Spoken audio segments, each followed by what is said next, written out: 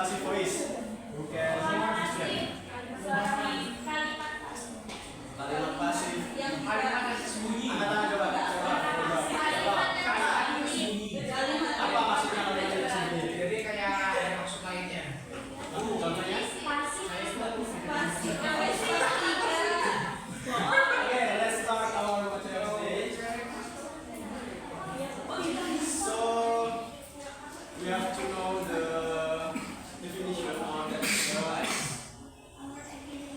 Penjelasan dari passive voice. Jadi simpelnya itu passive voice adalah kalau dalam bahasa Indonesia itu kita sering mengenal atau mendengar kayak kalimat aktif dan kalimat pasif ya di dalam bahasa Indonesia itu. Nah di bahasa Inggris juga ada namanya itu passive and active voice. Nah kalau di bahasa Indonesia kalimat aktif itu biasanya ditandai dengan awalan ho, contohnya kayak membakar, membuang, memukul, meninggalkan, mencintai. Nah kalau untuk kalimat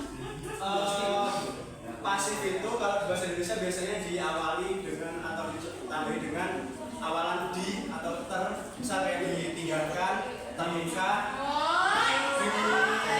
dibakar, dianggurkan, itu. Nah di dalam bahasa Inggris juga sama, ada aktif dan passive voice. Nah itu kita langsung lihat aja di strukturnya. Nah untuk struktur dari passive voice ini bisa kita lihat di sini. Ada subjek, to be, past participle atau biasanya kita sebut verb 3. Terus ada plus, by, dan objek atau pronoun. Nah contohnya di sini, the house is cleaned by her. Subjeknya yang mana? The house. Terus to be-nya?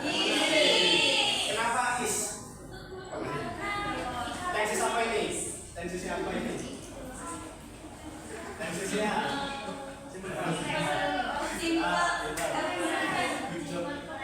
Nah, terus clean, tiganya, kemudian ada by dan pronoun.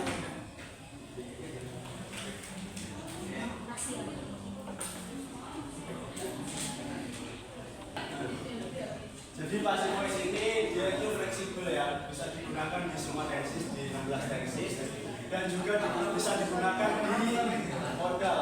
Nah, tapi saya di sini cuma mencantumkan 4 tensis utama aja, yaitu ada simple present, present continuous, simple past, dan simple future. Nah, untuk simple present, strukturnya seperti ini rumusnya, yaitu subject plus to be dan simple present yaitu am, is, are, kemudian tambahan verb 3, by, dan objek pronoun.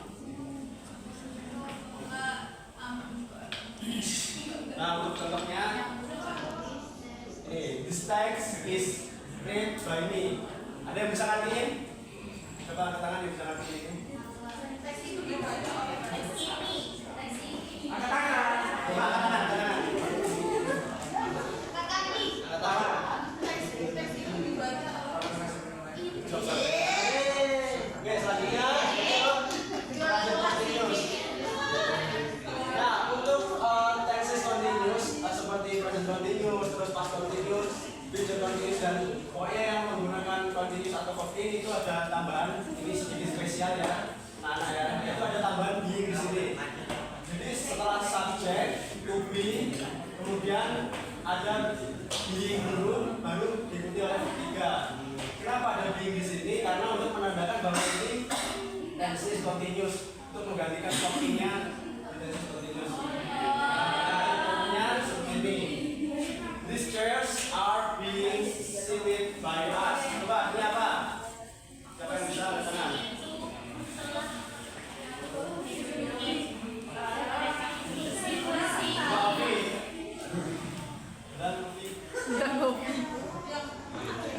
Nah, jadi artinya itu kursi-kursi ini sedang diduduki oleh kita. Nah,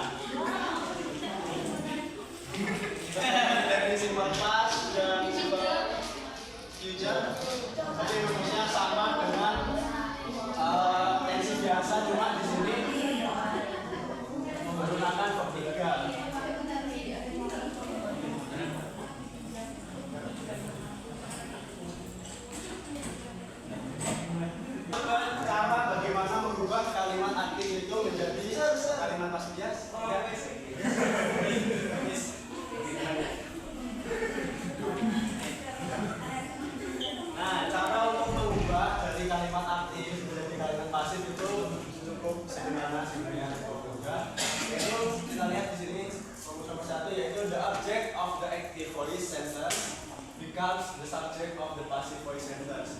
Jadi objek dari kalimat aktif itu menjadi subjeknya kalimat pasif. Jadi dibalik, objeknya kalimat aktif menjadi subjek, subjeknya aktif menjadi objeknya pasif. Nah, rumus yang kedua yaitu the verb consists of the past simple form of the verb.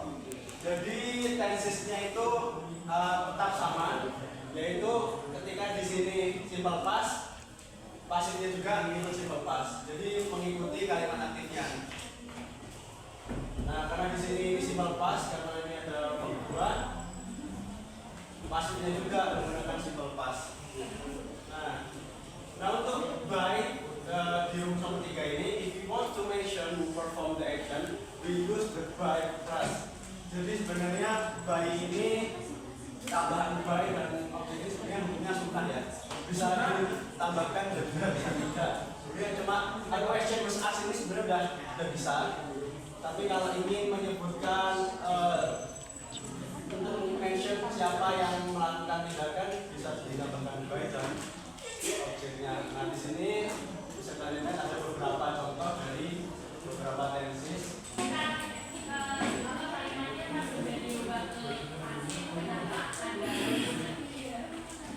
Karena yang dijelaskan sebelumnya ini kan tenses simple past.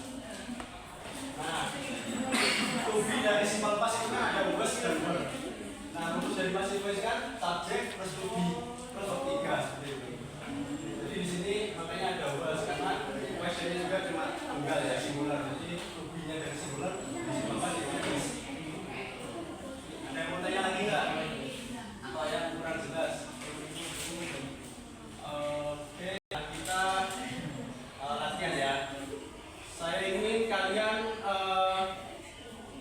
keluarkan a piece of paper dan pena dan berpasangan satu kelompok 2 orang, satu kelompok 2 orang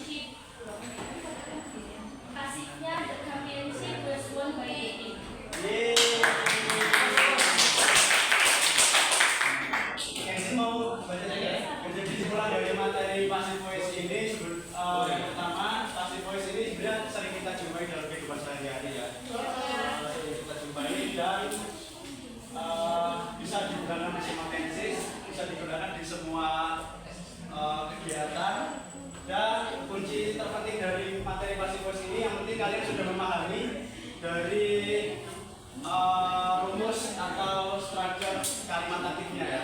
Ada 12 tenses itu kalau kalian sudah paham itu belajar materi passive voice ini lebih mudah. Nah, di sini ada video. Karena di sini nggak ada speakernya, mungkin kalian bisa play nanti di rumah. Ini materi tentang passive voice dari awal sampai akhir, jadi kalian bisa ulang-ulang lagi sampai paham.